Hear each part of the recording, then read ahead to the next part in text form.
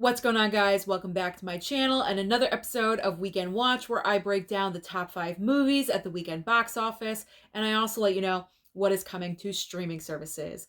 The year of 2023 is all about animation. Super Mario Bros. Was our first movie to cross the $1 billion mark in 2023. In fact, I do believe after this past weekend's numbers, it is now pushed to 1.3 billion. Absolutely incredible and amazing.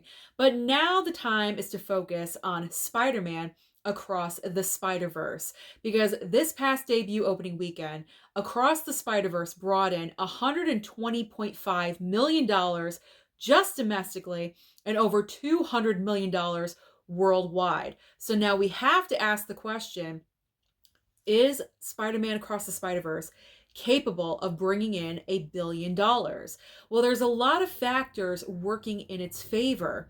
It does have an A cinema score, the mass wide appeal audience. Anyone could go and enjoy this movie. Great positive reviews, a ton of marketing and advertising. You would think this movie automatically, yes, it's going to make $1 billion.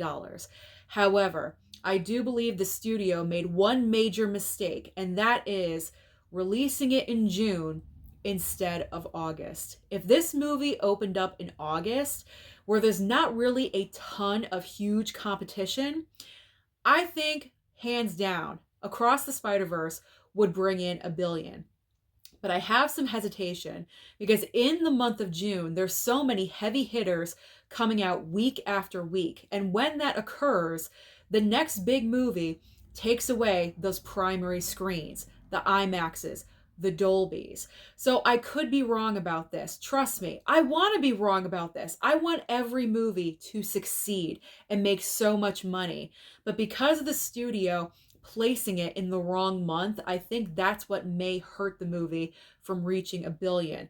Trust me, I do think Across the Spider-Verse is going to continue to make money. I don't believe it's going to drop off right away and completely fail. That's not going to happen. It's still going to make money week after week, but the $1 billion is in question, at least to me. So comment down below and let me know your thoughts and opinions about Spider-Man Across the Spider-Verse. Do you agree with me? Do you not? Share all your opinions down below. But let's get into the rest of the top 5. In second place is The Little Mermaid with 40.6 million, and I believe right now worldwide sitting at about $300 million. So it's safe to say the $1 billion is definitely out of question for The Little Mermaid. It's not happening. Third place belongs to The Boogeyman. The Boogeyman debuted with 12.3 million. In fourth and fifth place belongs to Guardians Volume 3, another 10.2 million. And unfortunately for Fast X, fifth place, only 9.2 million. Not looking too good for Vin Diesel. But we're still getting that second entry, unfortunately. But I'm looking forward to seeing Jason Momoa again. Regardless, all right, what is new at the box office this coming weekend to give Across the Spider-Verse a run for its money? It is one entry only, but it's a big one. Transformers: Rise of the Beasts. I do believe this movie is going to pull in a significant amount of money. I'm not saying it's going to be a huge, gigantic opening. I'm not really sure if it's going to even make 100 million, but this is a soft reboot of the Transformers franchise, and I believe it does have that core fan base, so it's going to be interesting to see how much money this movie is going to make, because past Transformers movies, especially the original trilogy, really thrived this time of the year in the summertime, during the summer months. You know what I'm saying? They made a lot of money in the summer. So I believe Transformers: Rise of the Beasts will follow and do the same business.